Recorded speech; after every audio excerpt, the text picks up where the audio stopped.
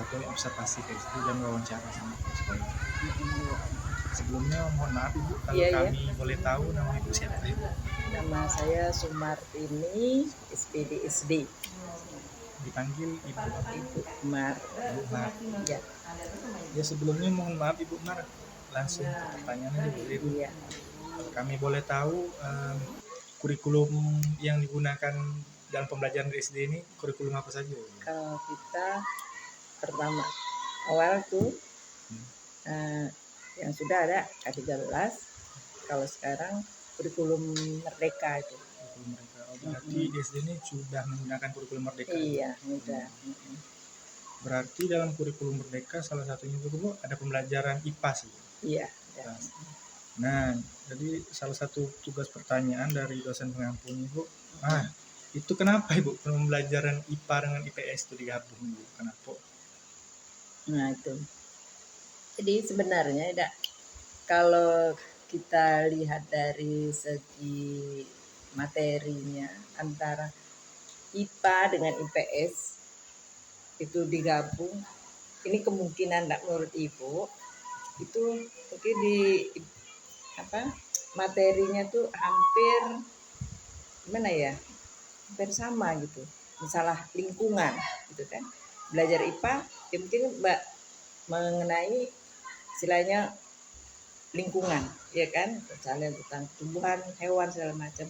Sedangkan IPS itu juga mungkin ya misalnya keadaan alamnya, ya tentang alamnya, ya kan. Nah, jadi Ibu rasa itu digabung itu supaya ada mana ya,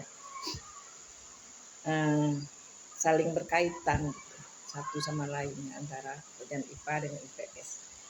Jadi Bu, kalau kami boleh tahu pendapat Ibu, bagusnya efektif dalam pembelajaran digabung atau dipisah Ibu? Kalau menurut Ibu?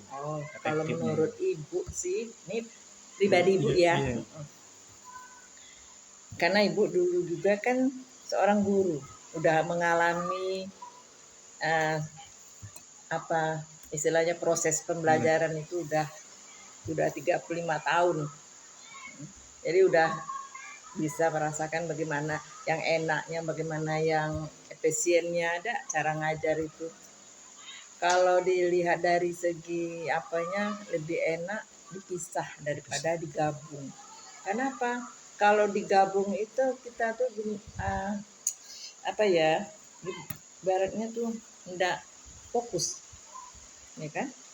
Misalnya dari sini, misalnya satu jadi dua jadi satu, jadi kan enggak, kurang efektif ya. Nah, tapi kalau dipisah kita tuh enak cara menyampaikannya. Misalnya kalau kita belajar IPA tentang perkembangbiakan hewan, ya kan, dalam perkembangbiakan tumbuhan, ya kan. Nah, kemudian sedangkan di IPS itu kita memang dengan alam juga, ya, berhubungan dengan alam juga. Tapi kalau kita jadi sempit, ruang itu sempit, waktunya tuh sempit, tidak spesifik lagi istilahnya. Jadinya mana ya? Kalau menurut Ibu tuh materinya tuh kurang enggak langsung ngena gitu, dan juga anak jadi bingung, ya kan. Kita pun cara nilainya juga bingung, ya kan. Kalau misalnya belajar IPA itu kan banyak, IPA itu masalah alam itu ya. Jadi kalau memang dia tersendiri, satu dari kita cara menyampaikan materi itu luas apanya kan. Kalau digabung jadi kita tuh enggak leluasa gitu intinya. Itu kalau menurut Ibu lebih enak itu dipisah. Jadi kita cara menyampaikan ke anak itu lebih enak gitu. Ya kalau menurut Ibu tapi kan kalau menurut orang-orang yang pintar di sana, ya kan, orang-orang yang sudah profesor, ya, sudah doktor, mungkin cara pandangnya beda dengan Ibu yang hanya S1, ini kan.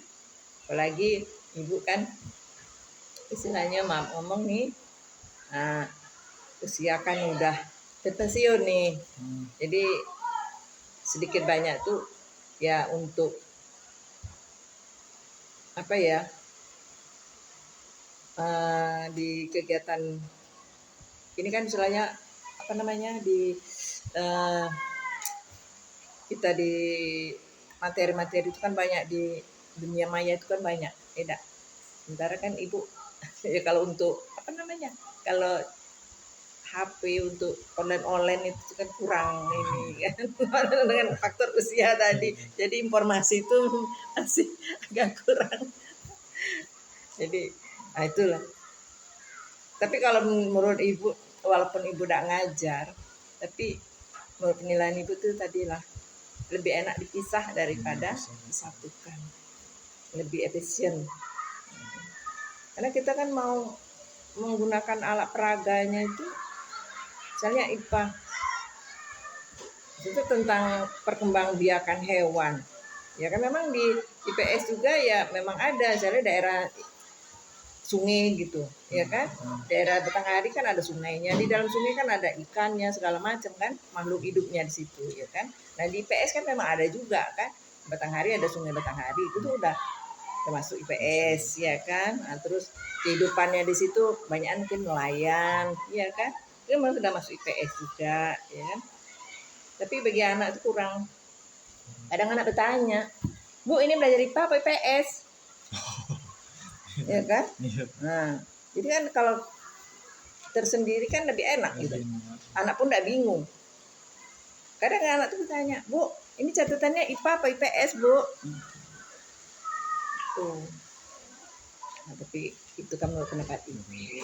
Jadi ibu tidak bisa ngejudge itu salah, ya kan? Nah, karena ibu pun tidak bisa pastikan pendapat ibu itu benar, nah, ya karena pertuntutan zaman tadi mungkin ya. Tapi kan orang sudah bisa berpikir ke depannya pendidikan itu bagaimana, ya kan? Nah, kalau ibu ya hanya betul itu bisa itunya. Nah, jadi ibu rasa ya kita ikuti aja lah apa yang sudah di program pemerintah, ya kan? Tidak mungkin program itu membawa yang ke jurang hancuran untuk yang kebaikan, gitu tidak? Nah, ya kan? Nah, jadi ya istilahnya kita sebagai warga negara Indonesia ya harus mendukungnya apapun yang di program pemerintah, tidak? Nah, tujuannya pun semuanya baik, tidak ada yang istilahnya tujuan untuk yang buruk, karena ini untuk mencerdaskan kehidupan anak bangsa, ya kan? Insya Allah dengan adanya kurikulum merdeka ini anak-anak kita ya dimanapun berada yang ada di Indonesia ini pendidikannya semakin baik, ya kan? Dengan adanya kurikulum merdeka yang sudah ya ibarat kata itu sudah hampir 90%, ya kan? Sekolah menggunakan kurikulum merdeka, ya kan? Nah, jadi insya Allah lah ke depannya kita pendidikan Indonesia lebih baik. Itu harapan ibu, ya. Karena ibu bentar lagi pensiun, ya. Jadi ibu tidak bisa banyak berbuat, ibu hanya bisa berdoa, mendoakan agar pendidikan di Indonesia ini semakin baik, semakin maju, semakin berkembang dengan pesat, istilahnya apakan zaman, ya kan, mengikuti zaman. Kalau kita tidak berani mengadakan perubahan, ya kita akan ketinggalan, ya kan? Itu dah. Nah, jadi itu mungkin pendapat ibu. Itu ada yang lain? Mungkin boleh izin beralih ke topik yang lain ya. Kami kan ibu dari mata kuliah perspektif global ibu. Terus ada topik-topik global yang diajarkan pada siswa itu? Kalau kami udah tahu apa saja, kalau ada, kalau tidak ada. Topik global itu maksudnya menyeluruh. Kalau itu ya ini maaf ini ibu mau jawabnya karena ibu sendiri kan nggak langsung terjun ngajar, ya kan? Iya. Jadi ibu ya kurang paham. Iya. Bukannya ibu tidak mau jawab, takut nanti salah, ya kan? Karena yang tahu itu kan gurunya, ya kan? Ya kalau ibu kan hanya sepintas selalu aja, garis besarnya aja gitu kan. Ya mungkin cukup sekian Ibu. Itu iya. Oh iya.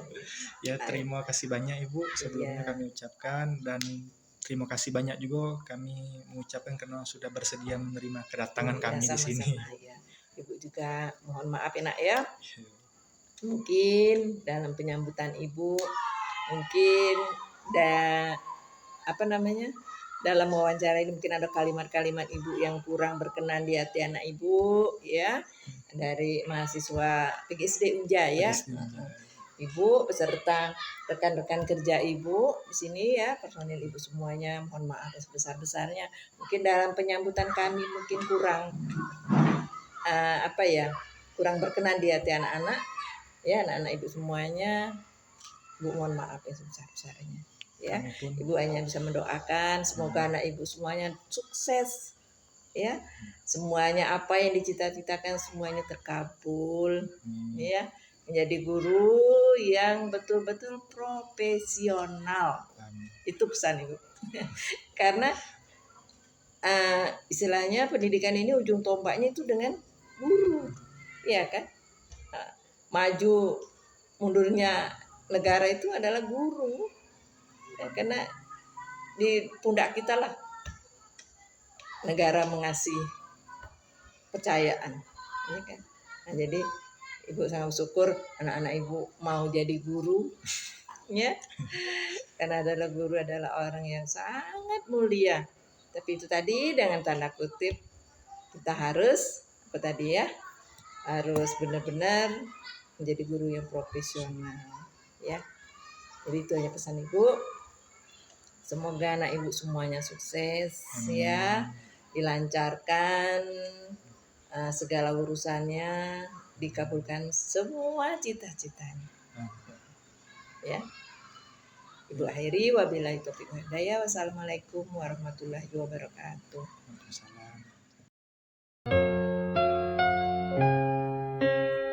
Sadarkah